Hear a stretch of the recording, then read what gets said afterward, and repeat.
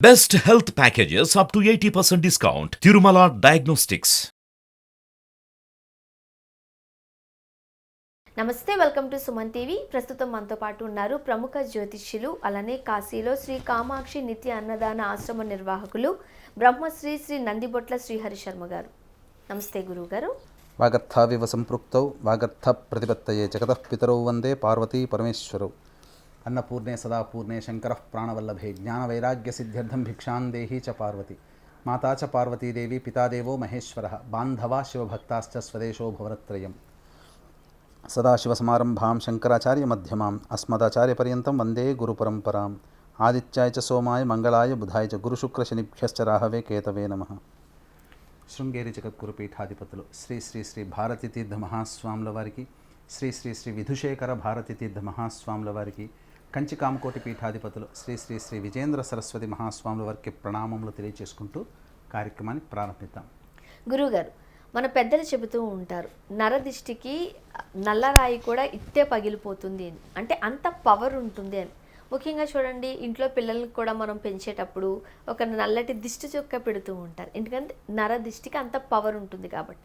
మరి ఇంట్లో ఇటువంటి నరదిష్టి తగలకూడదు అనుకున్నా, ముఖ్యంగా వ్యాపార సంస్థలు చూడండి, గుమ్మిడికే కడుతూ ఉంటారు, రకరకాల కార్యక్రమాలు చేపడుతూ కూడా ఉంటారు. నరదిష్టి తగలడం అంత మంచిది కాదు అని. మరి ముఖ్యంగా ఈ సంక్రాంతి రోజున అటువంటి నరదిష్టి తగలకుండా ఉండాలి అని అంటే ఏం చేయాలంటారు? నరదృష్టి సోకితే నల్లరాయిన పగిలిపోతుందని శాస్త్రం అమ్మ. అది వాస్తవమే. ఎందుకనంటే దేవుడు ఉన్నాడు అని నమ్మినప్పుడు దయ్యం కూడా ఉంటుంది, మంచి ఉన్నప్పుడు చెడు ఉంటుంది. ఖచ్చితం, అది అందులో ఏం సందేహం లేదు. అలాగే ఇక్కడ నరదృష్టి అనేటువంటిది చాలా మనకు తెలియకుండా చాలా ఇబ్బందుని గురి చేస్తుందమ్మా.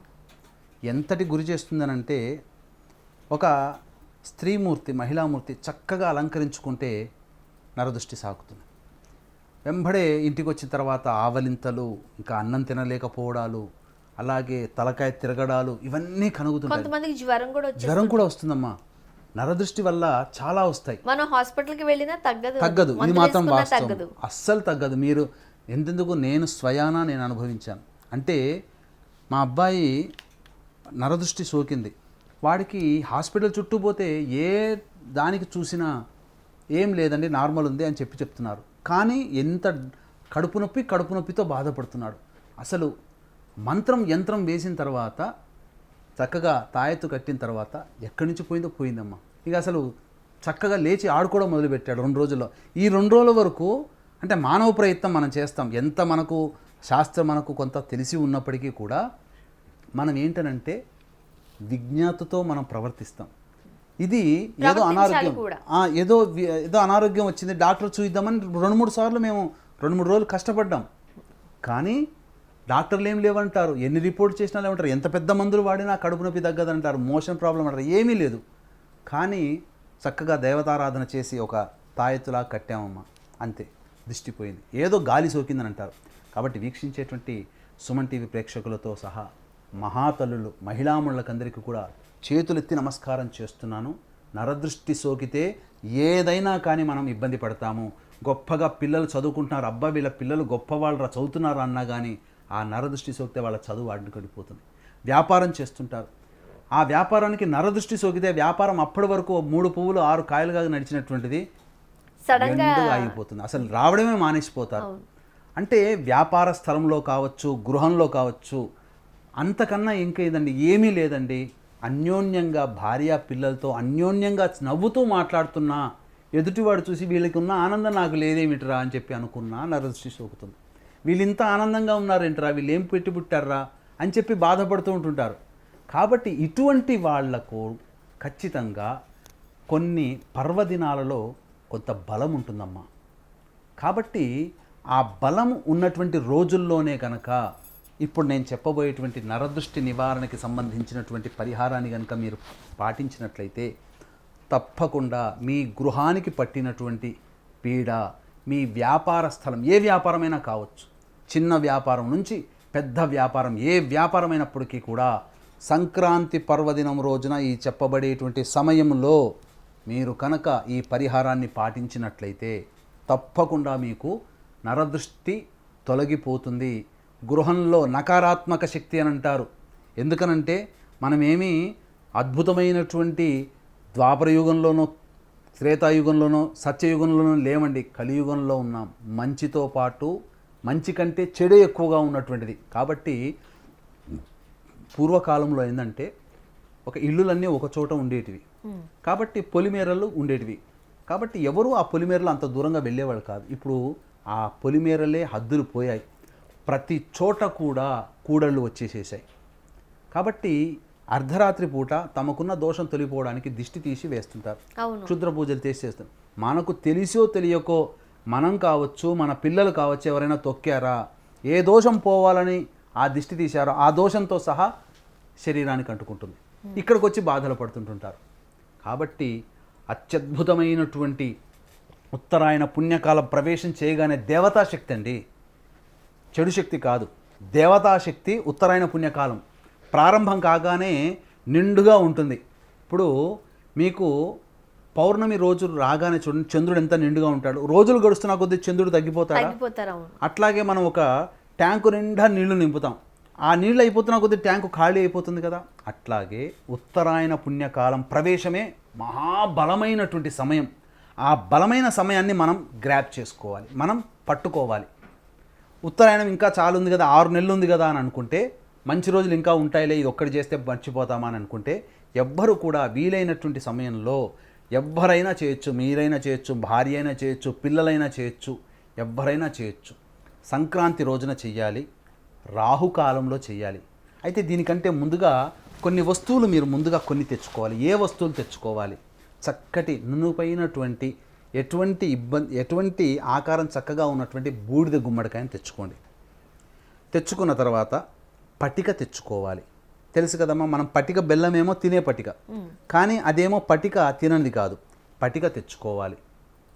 అలాగే నల్ల నువ్వులు, నల్ల ఆవాలు, తర్వాత గురివింద గింజలు, వీలైతే మీకు నక్షత్రపు ఆకారం ఉన్నటువంటి గవ్వలు కానీ లేకపోతే మామూలు గవ్వలైనా తెచ్చుకోండి.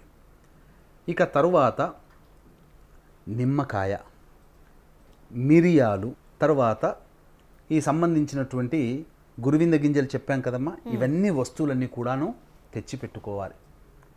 తెచ్చిపెట్టుకొని నల్ల జీడి గింజలు కూడా తెచ్చుకోవాలి. ఈ 9 వస్తువులు కనుక మీరు ముందుగానే తెచ్చుకొని ఒక ఎర్రటి బట్టలో పెట్టుకోవాలి. పెట్టుకున్న తర్వాత పూజా స్థలంలో పెట్టుకోండి. పెట్టుకొని కాలభైరవ అష్టోత్తరము ఒక 11 సార్లు పారాయణం చేయండి. నకారాత్మకమైనటువంటి దోషం తొలగిపోతుంది, ఆ ఇంటికి పట్టినటువంటి దోషం తొలగిపోతుంది. అలాగే ప్రత్యంగిర కవచము ఒక 8 సార్లు పారాయణం చేయండి.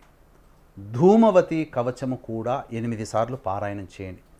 చేసి ఆ ఎర్రటి గుడ్డలో ఈ వస్తువులన్నీ పెట్టి, ఆ బూడిద గుమ్మడికాయ ఉంది కదమ్మా, ఆ బూడిద గుమ్మడికాయకి మనిషి ఆకారం పసుపుతో వేయండి. పసుపుతో మనిషి ఆకారం చేసి ఆ గుడ్డ చుట్టి రాహుకాలంలో మీరు ఇంటి ముందర కానీ లేదా వ్యాపార స్థలం కానీ వేలాడదీయాలి. ఏ సమయంలో చేయాలి? ఈ పూజలు కూడా రాహుకాలంలో చేయాలి. సోమవారం పండగ అయింది కదా, 7:30 నుంచి 9 గంటల వరకు రాహుకాలం ఉంటుంది. అయితే రాహుకాలం ఎప్పుడు 7:30 నుంచి 9 స్టాండర్డ్ కాదు, సూర్యోదయం నుంచి మారుతుంది. ఉదాహరణకి సూర్యోదయం 6 గంటలకి అనుకుంటే 7:30 నుంచి 9 గంటలకు చేసుకోవాలి. మరి మకర సంక్రాంతి పండుగ సూర్యోదయము మనకు చాలా లేటుగా అవుతుంది, తొందరగా అవ్వదు. అప్పుడు ఏం చేయాలి? అప్పుడు సపోజ్ ఉదాహరణకి 6:45 అనుకోండి, అంటే 45 నిమిషాలు ఇది ఉంది కదా, 7:30 నుంచి 45 నిమిషాలు కలుపుకోవాలి. అప్పటి నుంచి గంటన్నర యాడ్ అవుతుంది. అప్పటి నుంచి గంటన్నర వేసుకోవాలి. ఆ విధంగా రాహుకాలంలోనే మీరు పూజలు చేసుకోవాలి. రాహుకాలం ఉండగానే మీరు ఈ సంబంధించినటువంటిది కట్టాలి. గంటన్నర సమయం కదమ్మా, ఈజీగా సరిపోతుంది. గంట సేపట్లో నేను చెప్పిన ఈ 3 స్తోత్రాలు మీరు పఠించవచ్చు. పఠించి ఈ అరగంటలో మీరన్నీ కూడాను చక్కగా వస్తువులన్నీ కూడాను దిష్టి పోవాలనే ఉద్దేశంతో మీ వ్యాపార స్థలంలో రాహుకాలంలోనే కట్టండి, ఎర్రటి గుడ్డలోనే కట్టాలి. ఈ విధంగా చేసినట్లయితే మీకు ఇంటికి పట్టిన పీడ కానీ మీ వ్యాపార స్థలంలో ఉన్నటువంటి పీడ కానీ నకారాత్మకమైనటువంటి దోషము కానీ అన్నీ తొలగిపోతాయి, మీరు బాగుంటారు, అందరూ ఆనందంగా ఉండాలనేటువంటి ఒక సదుద్దేశంతోనే మేము ఈ యొక్క పరిహారం మీకు తెలియచేయడం జరిగింది. తప్పక ఆచరించండి, ఇది చాలా మంచి ఫలితాన్ని ఇస్తుంది. అలాగే తండ్రి వైపు 7 తరాలు, తల్లి వైపు 4 తరాల్లో ఏవైనా దుర్మరణాలన్నా, road accident, fire accident, suicide attempt, నదిలో బావిలో పడి చనిపోవడం, ఇంట్లోంచి వెళ్ళిపోవడం, లివర్ ఫెయిల్ అయ్యి, కిడ్నీ ఫెయిల్ అయ్యి, క్యాన్సర్తో చనిపోవడం, పిండ ప్రదానాలు చేయలేకపోవడం, 60 సంవత్సరాల లోపల చనిపోవడం, కరోనాతో చనిపోవడం, ఇవన్నీ కూడా పితృదోషములు అంటారు. కాబట్టి ఈ పితృదోష నివారణకి మా పీఠం ఆధ్వర్యంలో ప్రతి నెల సశాస్త్రీయముగా ఈ పితృదోష నివారణ పూజలు, హోమాలు అనేటివి జరిపించడం జరుగుతుంది. ఇక సంకల్ప సిద్ధి పూజలు అనేటువంటివి కూడా జరుగుతున్నాయి. పుష్యం, మాఘం, పాల్గుణం, చైత్రం, వైశాఖం, జ్యేష్టం ఈ 6 నెలల్లో పర్వణి రోజున శ్రీశైల క్షేత్రంలో సంకల్ప సిద్ధి హోమాదులు, మీ యొక్క కోరిక వివాహం, ఉద్యోగం, దాంపత్యం, సంతానం, అనారోగ్యం ఏ కోరికైనా నెరవేరనే ఒక సదుద్దేశంతో అతి సామాన్యుడు కూడా అనగా 2,500 రూపాయలకు మాత్రమే ఈ 6 నెలల పాటు మీ గోతనామాలతో పూజలు చేయడం జరుగుతుంది. అవకాశం ఉన్న వాళ్ళు కార్యక్రమ తదనంతరం కాంటాక్ట్ చేయండి. అలాగే కాశీ క్షేత్రంలో శ్రీ కామాక్షి నిత్యాన్నదానం మా స్వంత భవనంలో అన్నదానం ప్రతినిత్యం జరుగుతుంది. కాబట్టి కాశీలో అన్నదానం చేయాలనుకునే వాళ్ళు మీ పెళ్లి రోజున కానీ పుట్టినరోజున కానీ మీ వంతు సహాయ సహకారాలు అందించవచ్చు. గురువుగారు, నరదృష్టి పోవాలి అంటే ఏం చేయాలి? చక్కటి పరిష్కార మార్గాలు అందించారు, ధన్యవాదాలు. సర్వం శ్రీ ఉమామహేశ్వర పరబ్రహ్మార్పణమస్తు.